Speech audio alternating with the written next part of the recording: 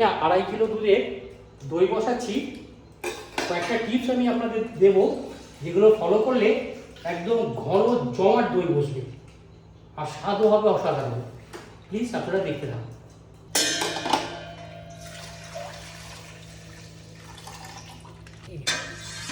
এই 2.5 কিলো দুধকে আমি 2 কিলো 100 মতো ফুটিয়ে নামিয়ে আনি। দেখুন কী করি, আপনারা একটু দেখতে থাকুন। 2.5 কিলো দুধকে আমি ফুটিয়ে 2 কিলো 100 মতো করে নিয়েছি। এবার এটাকে আমি ঠান্ডা হতে দেবো। ফোটানো দুধটাকে আপনারা কোনো থালা বা কিছু দিয়ে ঢাকবেন না, এই ধরনের একটা ঝাঁকি দিয়ে ঢাকবেন। না হলে পরে কী হবে, এতে বাষ্পটা দুধের উপর পড়বে আর দইটা কিন্তু ভালো জমবে না। জমলে বারো উপরে কি দেখবেন যে একটু জল জমে গেছে। তাহলে সুতরাং জলটা যাতে না জমে সেই জন্য আমি থালা দিয়ে না ঢেকে এইটা দিয়ে ঢাকা দিচ্ছি।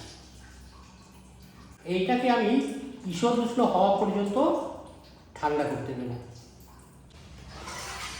দেখুন তাপমাত্রাটা ঈষৎ উষ্ণ হয়ে গেছে। এই যে আঙুল ডুবিয়ে রাখলে কোনো অসুবিধা হচ্ছে না, ঠিক এইভাবেই উষ্ণতাটা রাখতে হবে।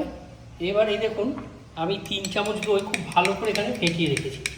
এমনভাবে ফাটাতে হবে যাতে কোনো লাম্পস না থাকে। দই আমি হাঁড়ির গায়ে মাখিয়ে নেব। এই দেখুন হাঁড়ির গায়ে আমি দই মাখিয়ে রেখেছি। এবার বাকি দইটা আমি এখানে হাঁড়িতে মিশিয়ে দিচ্ছি। রাখা দইটা ভালো মতো মিশিয়ে নিলাম দুধের সঙ্গে। এবার হাঁড়ির মধ্যে আমি আস্তে আস্তে ঢেলে দিচ্ছি।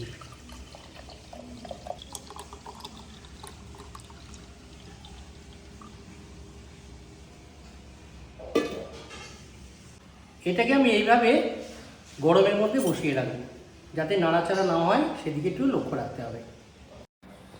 দেখুন দইটা কত সুন্দর আঁটো আঁটো হয়েছে। আমি যেভাবে বললাম এইভাবে করলে আপনাদেরও এটা খুব সুন্দর দই বসবে।